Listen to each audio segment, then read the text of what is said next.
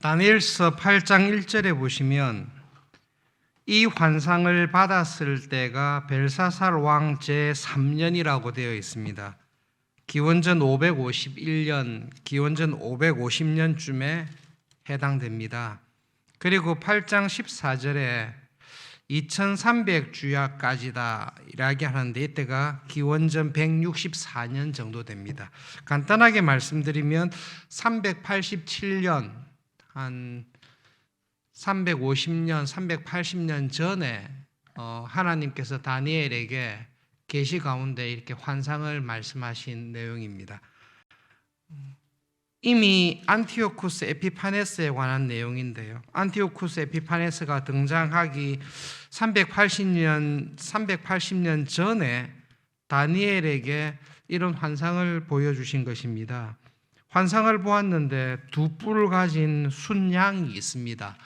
지금은 바벨론 시대인데 바벨론 제국을 무너뜨렸던 두 연합한 나라 메대와 페르시아 그 두 나라를 이야기를 하고 있습니다. 메대와 페르시아 뿔 두 개가 연합을 해서 바벨론을 무너뜨립니다. 그런데 연합한 두 나라 가운데 동등한 힘이 있는 게 아니라 페르시아의 힘이 메대보다 훨씬 컸습니다. 순양의 뿔이 두 개가 있는데 그 두 개의 뿔 가운데 한 개의 뿔이 굉장히 더 컸다. 페르시아를 이야기를 하고 있습니다. 당해낼 자가 없었다. 사방으로 다 나라를 무찌러서 큰 제국, 페르시아 제국을 만들었다. 그런데 갑자기 한 순념소가 등장합니다. 그런데 순념소는 뿔이 두 개가 아니라 하나밖에 없습니다.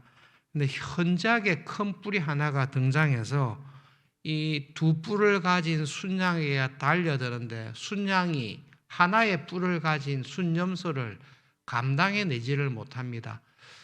염소의 발이 보이지 않을 정도로 지면일에 빨리 달립니다. 때때로 영화를 보시면 성경을 이해하거나 하나님의 섭리를 이해할 때 도움이 되는데 알렉산더의 기동력 그리고 군사력 이런 걸 볼 때에 발이 보이지 않을 정도로 빨았던 순염소 그리고 그 뿔 하나의 강력한 힘 우리가 쉽게 이해할 수가 있습니다. 그 뿔이 기세등등하게 쫙 올라가는데 갑자기 알렉산더가 죽습니다. 그 강성했던 뿔 하나가 순식간에 꺾여버리고 뿔 하나가 있었던 곳에 뿔 4개가 등장하게 됩니다. 알렉산더가 죽고 난 다음에 4명의 장군이 알렉산더의 제국을 분할해서 통치한 것을 이야기하고 있습니다. 4개의 뿔 가운데 1개의 뿔에서 또 작은 뿔이 등장하는데 문제는 이 작은 뿔이 하나님의 나라 이스라엘과 관련이 되어 있는 것입니다. 그 작은 뿔 하나가 영화로운 땅, 하나님이 있는 이스라엘을 향하여서 점점 커집니다. 그리고 별들 중에 몇 개, 하늘 군대에 미쳤다. 하늘 군대는 전형적으로 이스라엘 백성을 이야기하는 것이고 별들 중에 몇을 땅에 떨어뜨렸고 짓밟았다라고 했을 때에 하나님의 백성들, 이스라엘 백성들을 박해하기 시작했다라는 것입니다. 하나님께서 여러 가지 환상을 보여주실 때 초점이 하나님의 나라와 이 세상 나라의 관계를 쭉 설명해 주고 있습니다. 매일 드리는 제사, 하나님께 드리는 제사를 없애버리고 성소를 더럽히고 훼손하게 됩니다. 이렇게 하나님의 백성들, 하나님의 성소를 더럽히는 일, 짓밟는 일, 파괴한다라는 말은 없습니다. 파괴할 것 같은데 더럽히고 짓밟고 훼손시키지만 성소를 파괴하는 일은 없습니다. 어느 때까지 그 일이 됩니까? 2300주야다라고 이야기를 했는데 에피파네스가 등장한 171년부터 164년까지 이 기간이 거의 6년 4개월, 7개월 정도 되는 기간이다라고 말씀합니다. 우리의 초점은 하나님을 믿습니다. 그리고 하나님께서 이런 계시를 주셨다는 것을 다니엘을 통해서 영감으로 주셨다는 것을 믿습니다. 근데 모든 교인들이 이거 믿지는 않습니다. 특별히 교회 안에 자유주의 신학을 하는 사람들, 그 사람들은 다니엘서에 기록된 다니엘서 8장의 내용이 벨사살 3년에 주신 하나님의 계시다라는 것을 안 믿습니다. 왜냐하면 지금 다니엘 8장에 있는 내용은 BC 164년 이후에야 이걸 알 수가 있습니다.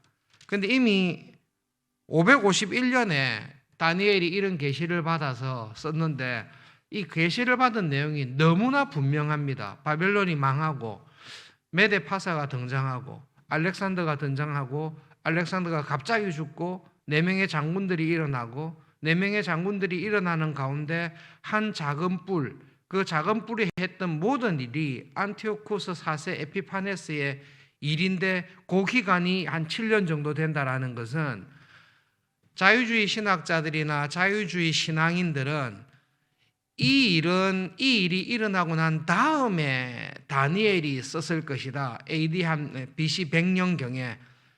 그리고 이것이 다니엘에게 받았던 계시라고 생각을 하지.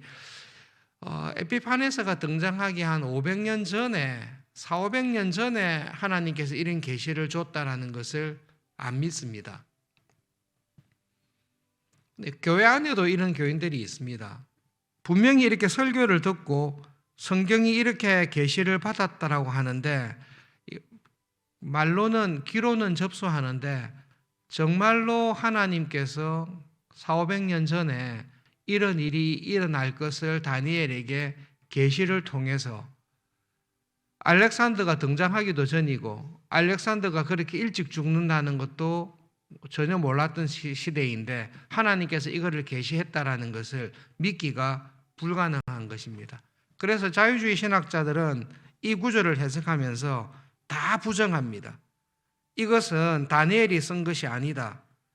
다니엘이라는 이름을 가지고 이 모든 일이 다 일어나고 난 다음에 쓴 것이다. 이유는 딱 한 가지입니다. 이거는 일이 일어나고 난 다음에 기록할 수 있는 것이지 일이 일어나기 400~500년 전에 이것을 기록했다는 것은 말이 안 된다라는 것입니다. 그 생각이 어디까지 가는가 하면 하나님을 안 믿는 거죠. 결론적으로는 하나님께서 400~500년 전에 프로비데오 하나님의 섭리하시는 눈으로는 이것이 다 보입니다. 하나님에게는 지금 사건이나 10년 이후에 나에게 일어날 사건이나 100년 이후에 나에게 일어날 사건을 하나님은 미리 보십니다. 하나님은 창세로부터 종말에까지 우리의 역사가 어떻게 진행될지를 하나님께서는 미리 보시고 다 아십니다. 하나님께서는 누가 하나님을 믿고 믿음으로 살아갈지, 지금은 배신하고 믿지 않지만 하나님의 은혜 가운데 저 사람이 언제 회심하여 믿음으로 살아가게 될지, 지금은 믿음 안에서 잘 살아가지만 이 사람이 나중에 자기의 욕심에 환난에 유혹에 빠져서 신앙에서 점점 떨어지고 결국에는 하나님을 버려서 알곡인 것 같았는데 가라지와 같은 불행한 자리에 가게 될지, 이 사람은 지금은 교회를 핍박하고 불신앙으로 살아가고 있지만 하나님의 은혜와 섭리 가운데 어떻게 믿음의 자리에 들어와서 거룩하게 살아갈지를 하나님께서는 다 보십니다. 여러분, 하나님의 섭리를 잘 생각해 보십시오. 하나님께서는 안티오쿠스 에피파네스를 만들지 않습니다. 에피파네스에게 나쁜 짓 하라고 예정하지 않습니다. 그냥 하나님께서는 어느 시점에 안티오쿠스 에피파네스라는 애가 등장해서 자기의 교만과 허영과 욕심에 따라서 어떤 일들을 할 것을 그냥 진짜로 미리 보고 계십니다. 다 보고 계십니다. 같은 성경을 읽는데 이것을 읽고 난 다음에 이거는 일이 일어나고 난 다음에 기록한 것이지 이 일이 일어나기 400년 전에 하나님께서 계시를 통해서 말씀하셨다라는 것을 전혀 믿지 아니하는 자유주의 신학자들, 이야기는 듣지만 하나님이 이렇게 할 거라는 것을 안 믿는 교인들이 우리 가운데도 있을 수 있습니다. 그러나 하나님을 정말로 믿는 사람은 어떤 믿음이 있는가 하면 하나님 이 사건이 일어나기 387년 전에 하나님은 세상의 역사가 어떻게 진행될 것을 미리 다 보셨습니다. 그리고 다니엘에게 이것을 계시하신 하나님이신 것을 믿습니다. 그리고 또 한 가지 믿습니다. 하나님, 저는 내일 저에게 무슨 일이 일어날지 모릅니다. 10년 이후에 제가 어떤 모습으로 어떻게 살아가고 있을지 저는 모릅니다. 근데 여러분, 10년 이후에 제가 어떤 모습으로 무엇을 하고 있을지는 저는 모르지만 하나님도 모르십니까? 1년 이후에 이 자리에 나와 있는 여러분, 1년 이후에 여러분이 어디에 있을지, 어디서 무엇을 하실지 하나님은 알고 계십니까?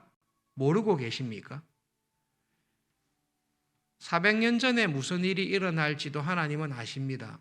아담과 하와가 타락한 이후에 하나님께서는 하나님의 때에 메시아를 보내시고 하나님의 아들을 성육신하셔서 보내셔야 될 것을 하나님은 미리 보고 계십니까? 모르고 계십니까?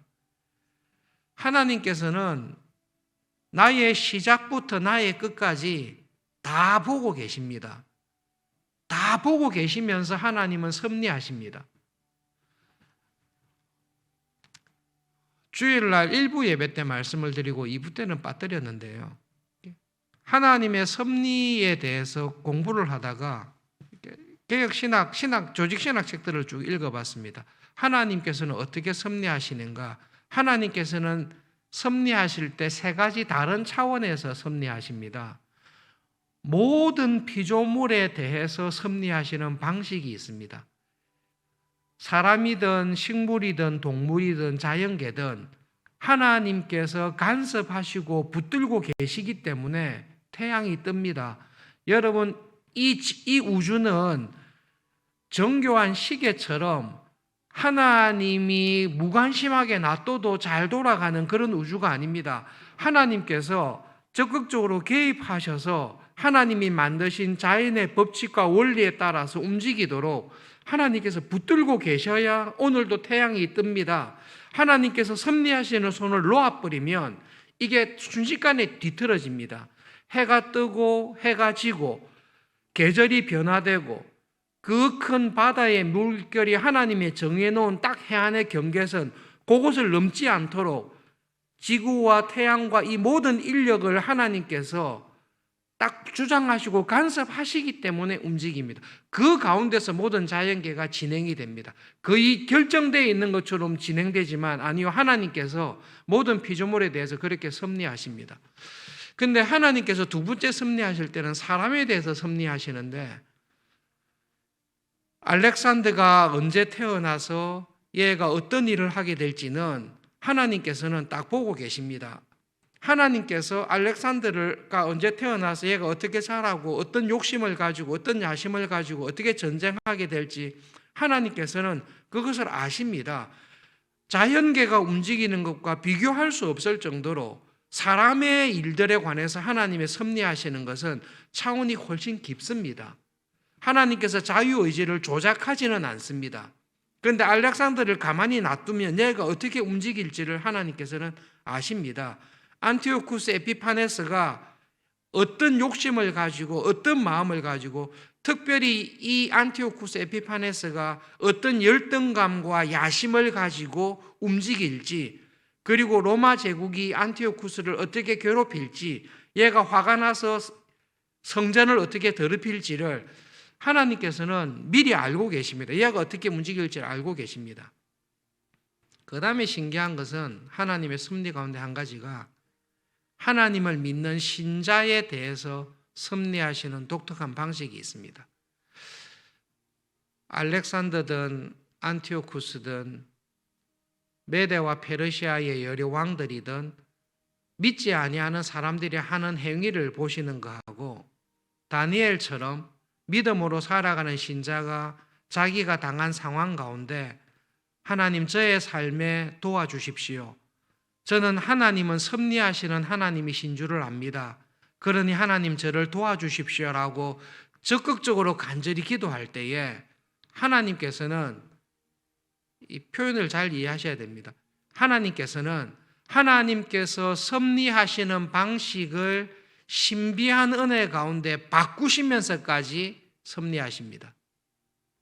그게 우리에게 신자에게 주시는 놀라운 은혜입니다. 다니엘이 이 계시를 다 듣습니다. 우리가 이 말씀을 통해 하나님께서 섭리하신다는 걸 압니다. 알고 하나님 앞에서 와서 딱 기도하는 것입니다. 하나님 도와주십시오. 하나님 이 일 가운데 우리의 환난의 시기를 단축시켜 주십시오. 하나님께서 정한 시간보다 이 시간 그대로 하시면 우리가 힘듭니다. 그리고 하나님 어려울 때 피할 길을 주십시오.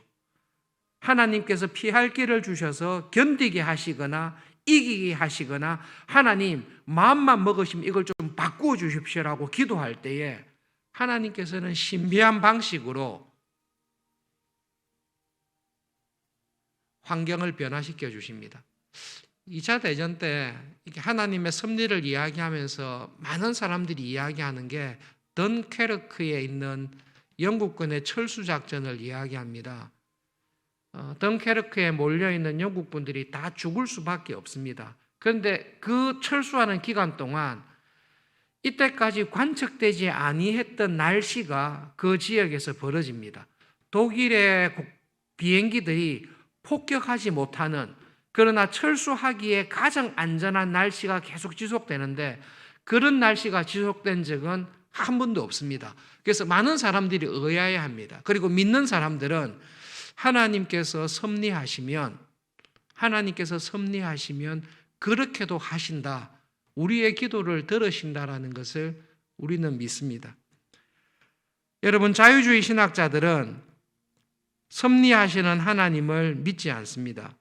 그래서 이것이 벨사살 3년에 주셨다라는 계시를 믿지 않습니다. 그냥 자기의 생각을 따라 살아갑니다. 그러나 하나님을 믿는 우리들에게는 정말로 믿음이 있습니다. 1년 이후에 내가 어떻게 될지, 10년 이후에 우리 교회가 어떻게 될지, 1년 후에 우리의 자녀들이 어떤 모습으로 살아갈지 우리는 모릅니다. 근데 하나님도 모르십니까? 그러면 그런 하나님은 굳이 정말로 믿으실 필요가 없으실 것입니다. 그러나 우리는 섭리하시는 하나님을 정말로 믿습니다. 그리고 교회의 간절한 기도를 통해, 나의 간절한 기도를 통해서 하나님께서는 섭리하실 때 간섭하시고 바꾸시는 것을 우리는 믿습니다. 그 믿음을 가지고 살아갈 것을 말씀을 하십니다. 여러분, 섭리를 생각하실 때에 한 가지 더 기억하셔야 됩니다.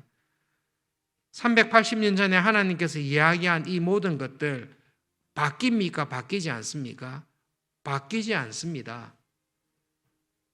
메데 파사의 제국이 들어서고 알렉산더의 제국이 들어서고 갑자기 죽고 에피파네스가 들어서고 하나님의 백성들이 고난을 당하는 이것은 하나님의 섭리 가운데 바뀌지 않습니다.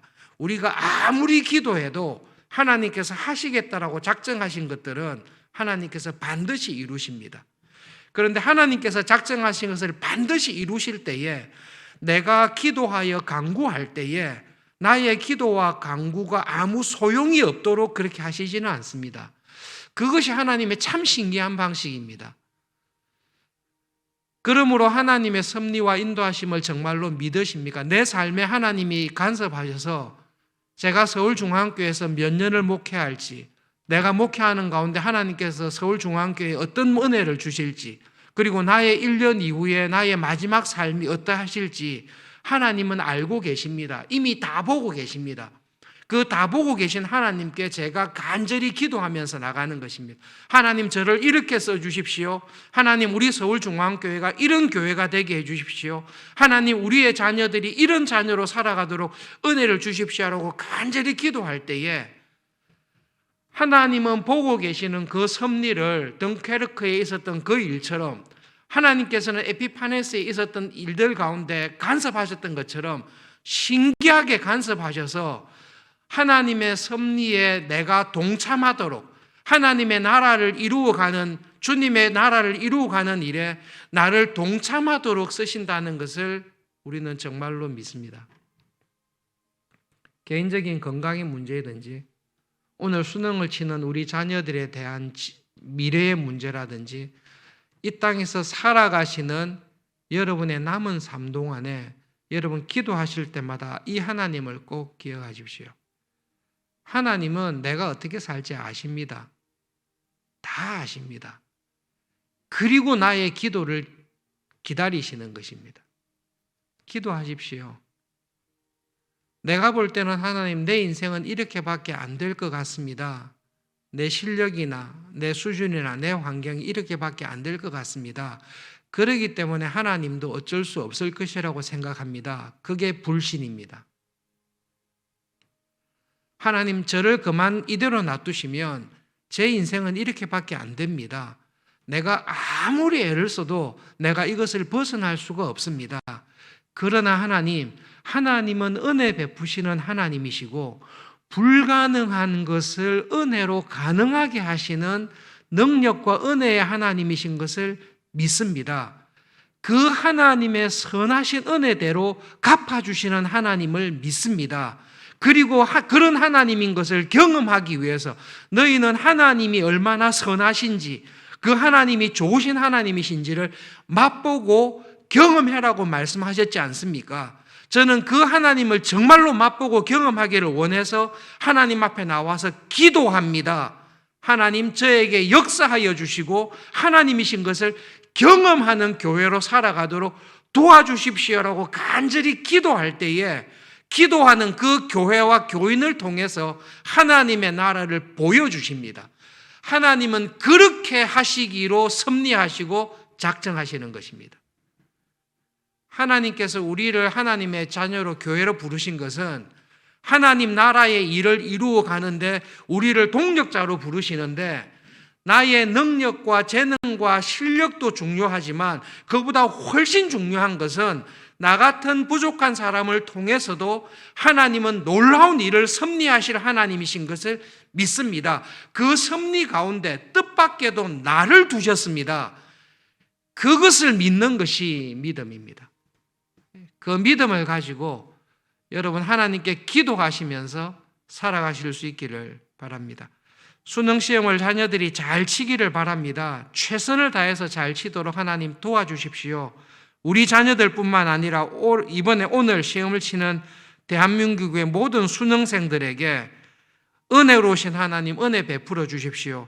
그러나 특별히 하나님께서 부르신 언약의 자녀들, 믿음으로 살아가는 아이들에게, 우리의 자녀들에게 하나님의 섭리와 선하심을 경험할 수 있는 그런 은혜를 주십시오. 그 하나님을 믿는 믿음을 가지고 우리 함께 기도하며 하나님의 도우심을 구하는 하루가 되었으면 좋겠습니다.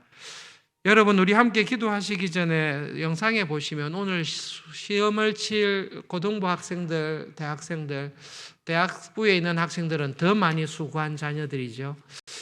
이름을 한번 쭉 보시면서 자녀들을 위해서 오랫동안 기도했던 부모님들도 기억하시면서 하나님, 우리의 언약의 자녀들, 믿음의 자녀들을 지켜주십시오. 싸울 날을 위하여 마병을 예비했는데 최선을 다할 수 있도록, 후회 없이 최선을 다할 수 있도록 도와주십시오. 그리고 하나님의 특별한 은혜 가운데 수능시험을 잘 마치도록 붙잡아 주십시오. 시험을 치는 수능생들을 위해서 기도해 주시고, 어제부터 오늘 내일 3일간 우리가 평소에 기도하는 윤지수 어린이 집중적인 정기 항암 치료를 3일간 집중적으로 받습니다. 부작용 없이 집중 치료 받을 때 건강으로 잘 견딜 수 있고 좋은 효과가 나올 수 있도록 지수를 기억하면서 또 우리 수험생들을 위해서 함께 기도해 주시기를 바랍니다. 말씀을 기억하면서 함께 기도하시고 주님과 동행하시는 복된 하루가 되시기를 바랍니다. 기도하겠습니다.